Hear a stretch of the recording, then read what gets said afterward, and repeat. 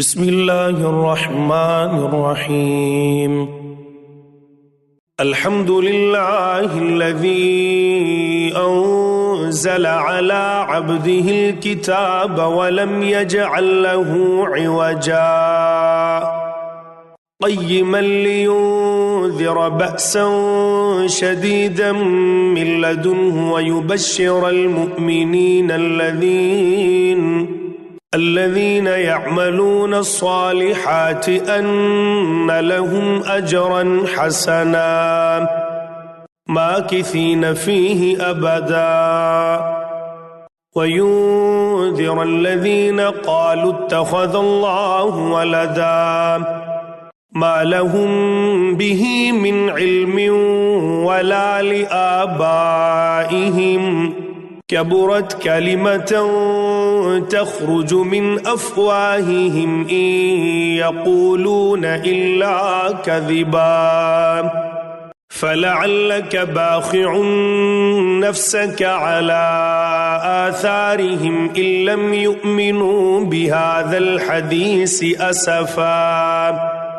إنا جعلنا ما على الأرض زينة لها لنبلوهم أيهم أحسن عملا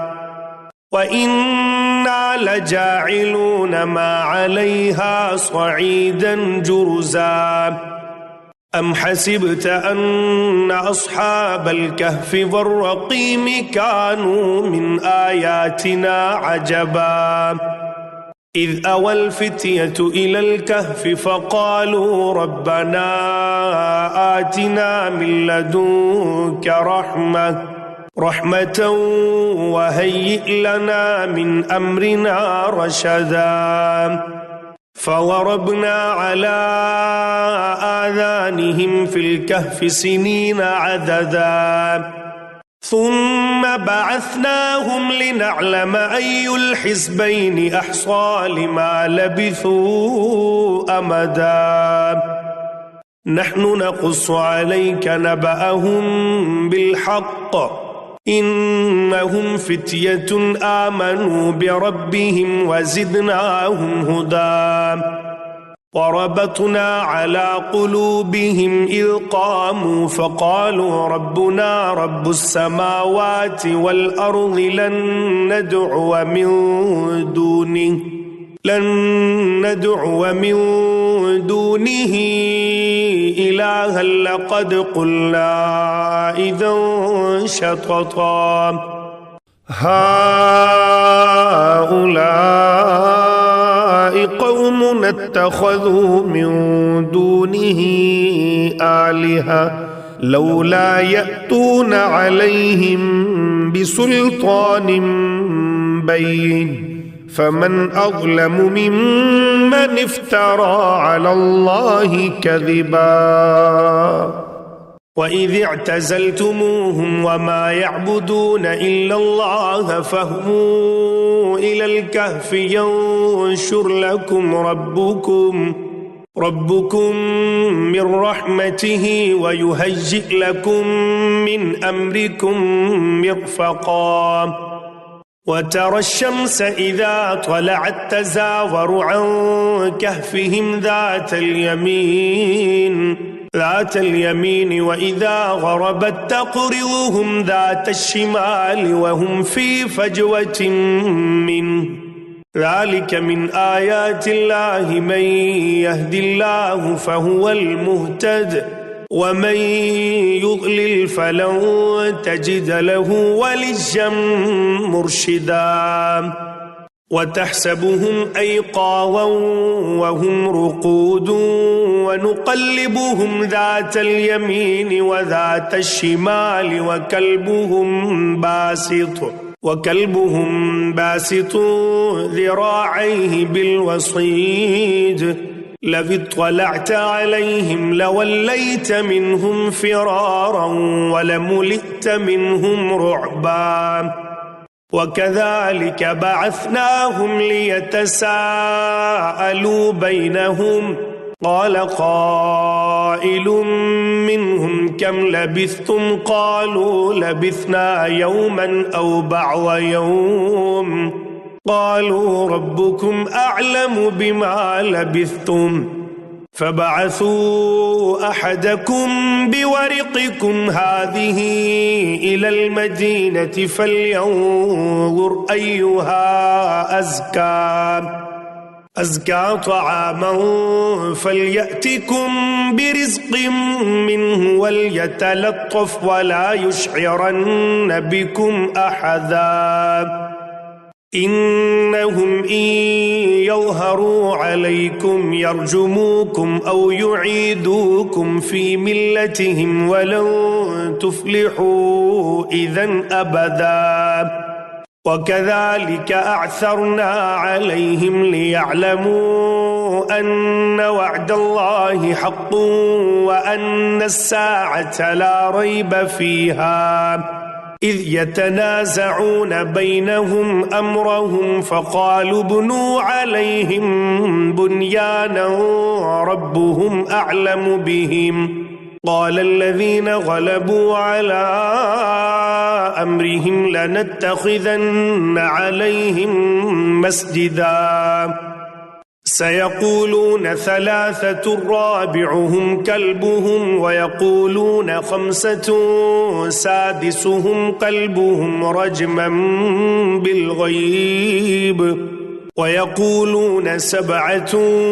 وثامنهم كلبهم قل ربي أعلم بعدتهم ما يعلمهم إلا قليل فلا تمار فيهم إلا مراء ظاهرا ولا تستفت فيهم منهم أحدا ولا تقولن لشيء إني فاعل ذلك غدا إلا أن يشاء الله واذكر ربك إذا نسيت وقل عسى أن يهديني ربي لأقرب من هذا رشدا ولبثوا في كهفهم 300 سنين وازدادوا 9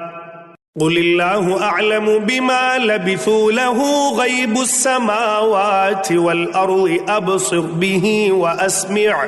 ما لهم من دونه من ولي ولا يشرك في حكمه أحدا واتل ما أوحي إليك من كتاب ربك لا مبدل لكلماته ولن تجد من دونه ملتحدا واصبر نفسك مع الذين يدعون ربهم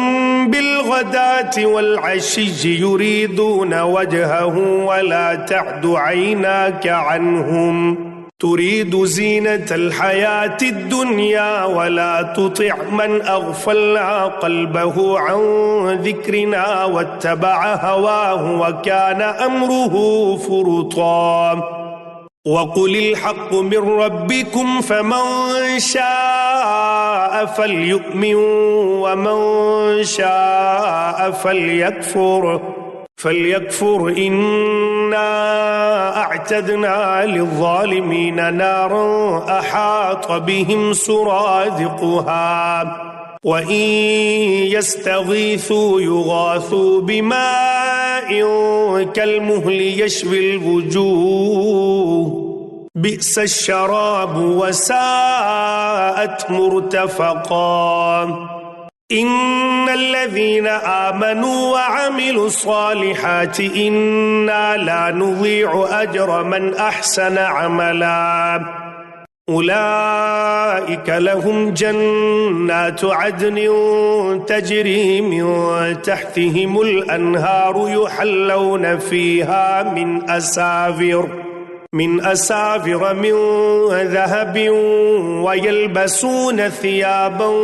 خضرا من سندس واستبرق متكئين فيها على الأرائك نعم الثواب وحسنت مرتفقا واضرب لهم مثل الرجلين جعلنا لأحدهما جنتين من أعناب وحففناهما بنخل وجعلنا بينهما زرعا كلتا الجنتين آتت أكلها ولم تظلم منه شيئا وفجرنا خلالهما نهرا وكان له ثمر فقال لصاحبه وهو يحاوره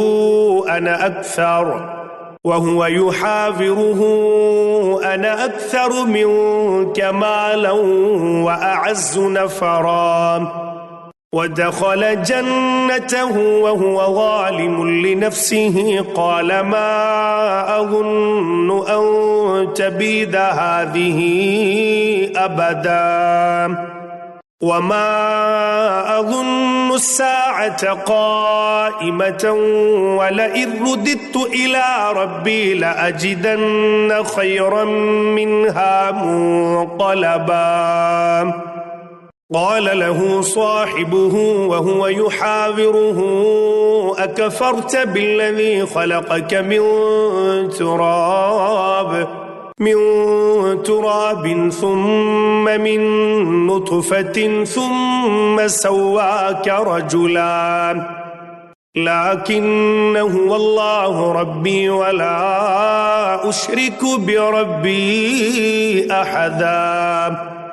ولولا إذ دخلت جنتك قلت ما شاء الله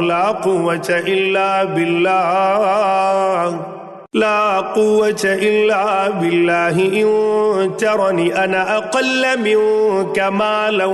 وولدا فعسى ربي أن يؤتيني خيرا من جنتك ويرسل عليها حسبانا من السماء فتصبح صعيدا زلقا أو يصبح ماؤها غورا فلن تستطيع له طلبا وأحيط بثمره فأصبح يقلب كفيه على ما أنفق فيها وهي خاوية على عروشها ويقول يا ليتني لم أشرك بربي أحدا ولم تكن له فئة ينصرونه من دون الله وما كان منتصرا هنالك الولاية لله الحق هو خير ثوابا وخير عقبا واضرب لهم مثل الحياة الدنيا كماء إن أنزلناه من السماء فاختلط به نبات الأرض فأصبح هشيما تذروه الرياح وكان الله على كل شيء مقتدرا المال والبنون زينة الحياة الدنيا والباقيات الصالحات خير عند ربك ثوابا وخير أملا ويوم نسجر الجبال وترى الأرض بارزة وحشرناهم فلم نغادر منهم أحدا وعرضوا على ربك صفا لقد جئتمونا كما خلقناكم أول مرة بل زعمتم أن لن نجعل لكم موعدا ووضع الكتاب فترى المجرمين مشفقين مما فيه ويقولون يا ويلتنا ما لهذا الكتاب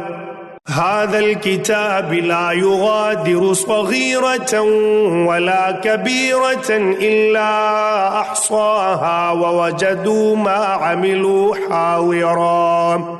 ولا يظلم ربك أحدا وإذ قلنا للملائكة اسجدوا لآدم فسجدوا إلا إبليس كان من الجن ففسق عن أمر ربه أفتتخذونه وذريته أولياء من دوني وهم لكم عدو بئس للظالمين بدلا ما أشهدتهم خلق السماوات والأرض ولا خلق أنفسهم وما كنت متخذ المضلين عضدا ويوم يقول نادوا شركائي الذين زعمتم فدعوهم فلم يستجيبوا لهم وجعلنا بينهم موبقا ورأى المجرمون النار فظنوا أنهم مواقعوها ولم يجدوا عنها مصرفا ولقد صرفنا في هذا القرآن للناس من كل مثل وكان الإنسان أكثر شيء جدلا وما منع الناس أن يؤمنوا إذ جاءهم الهدى ويستغفروا ربهم إلا أن تأتيهم سنة الأولين أو يأتيهم العذاب قبلا وما نرسل المرسلين إلا مبشرين ومنذرين ويجادل الذين كفروا بالباطل ليدحضوا به الحق واتخذوا آياتي وما أنذروا هزوا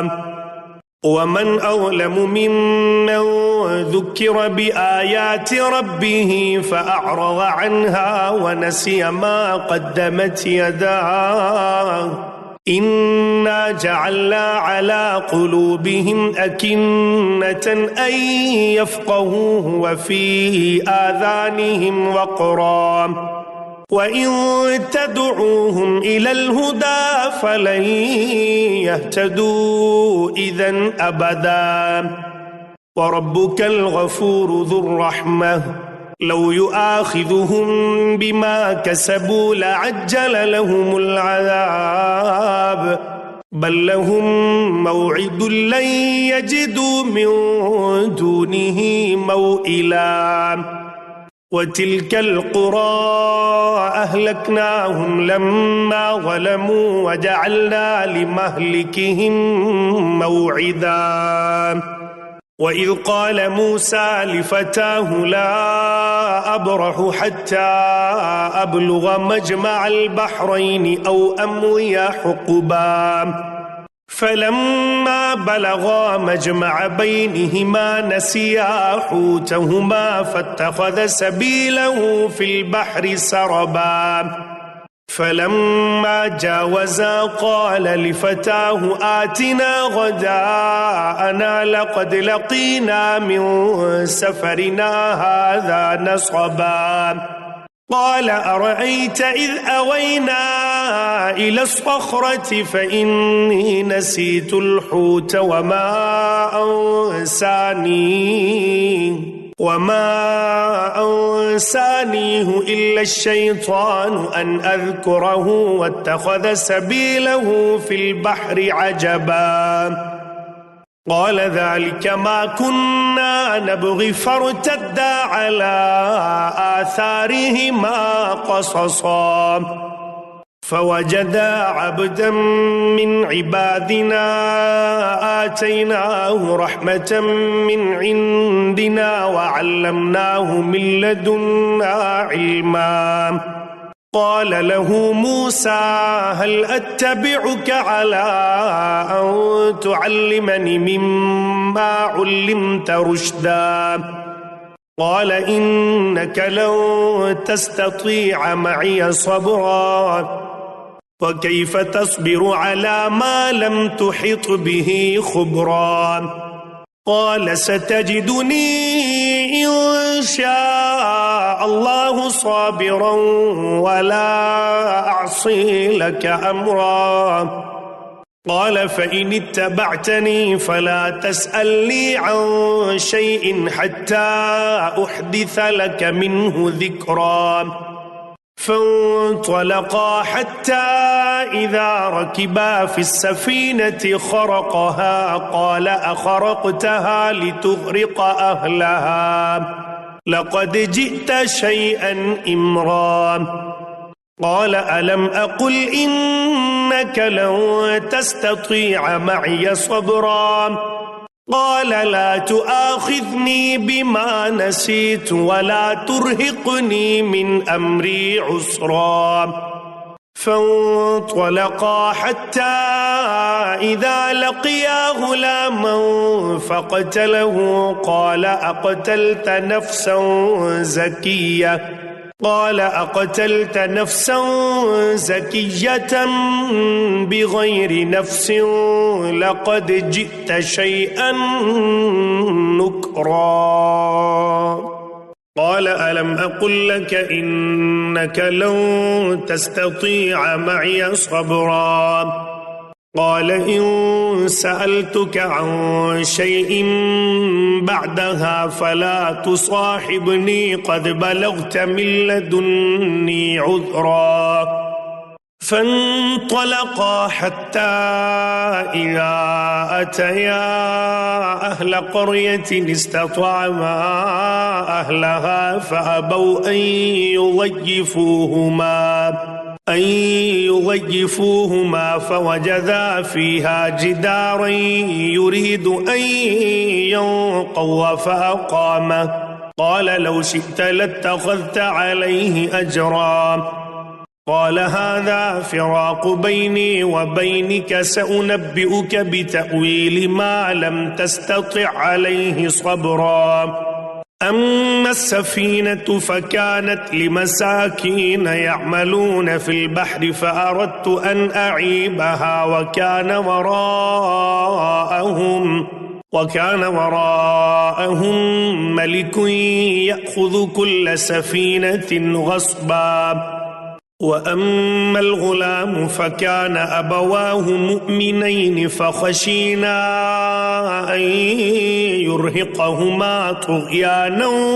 وكفرا فأردنا أن يبدلهما ربهما خيرا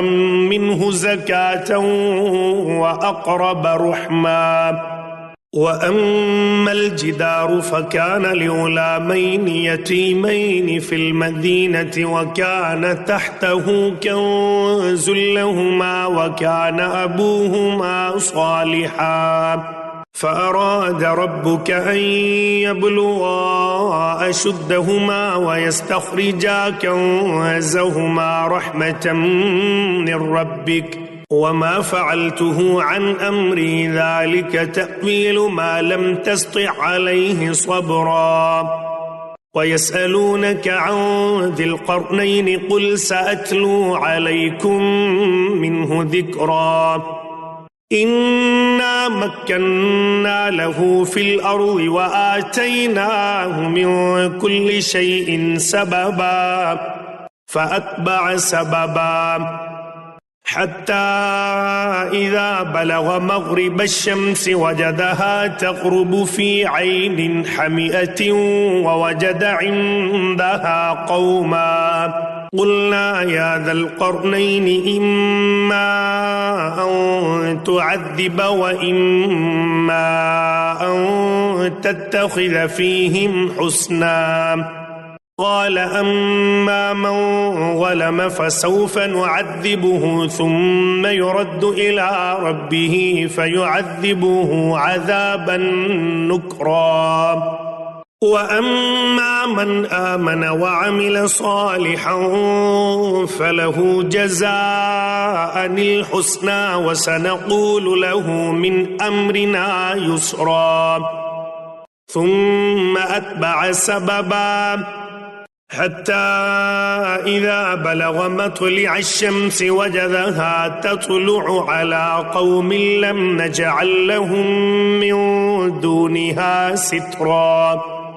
كذلك وقد أحطنا بما لديه خبرا ثم أتبع سببا حتى إذا بلغ بين السدين وجد من دونهما قوما لا يكادون يفقهون قولا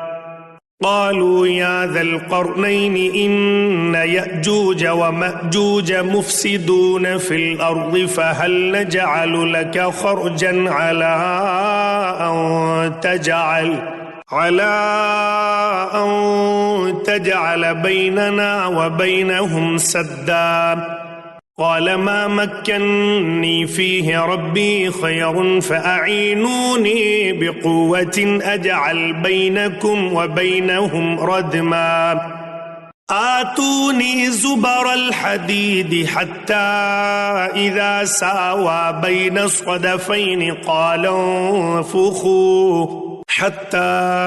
إذا جعله نارا قال آتوني أفرغ عليه قطرا فما استطاعوا أن يظهروه وما استطاعوا له نقبا قال هذا رحمة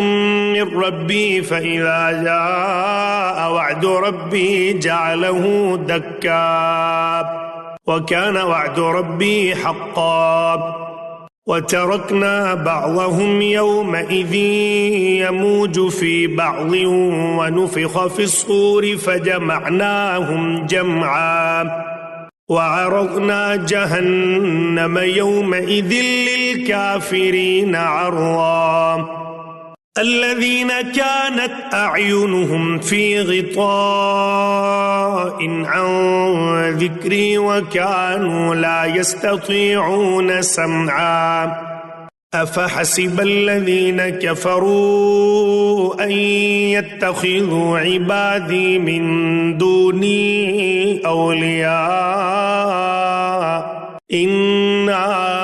أعتدنا جهنم للكافرين نزلا قل هل ننبئكم بالأخسرين أعمالا الذين ضل سعيهم في الحياة الدنيا وهم يحسبون أنهم يحسنون صنعا أولئك الذين كفروا بآيات ربهم ولقائه فحبطت أعمالهم فلا نقيم لهم يوم القيامة وزنا ذلك جزاؤهم جهنم بما كفروا واتخذوا آياتي ورسلي هزوا إن الذين آمنوا وعملوا الصالحات كانت لهم جنات الفردوس نزلا خالدين فيها لا يبغون عنها حولا قل لو كان البحر مدادا لكلمات ربي لنفد البحر قبل أن تنفد كلمات ربي ولو جئنا بمثله مددا قل إنما أنا بشر مثلكم يوحى إلي أنما إلهكم إله واحد فمن كان يرجو لقاء ربه فليعمل عملا صالحا ولا يشرك بعبادة ربه أحدا.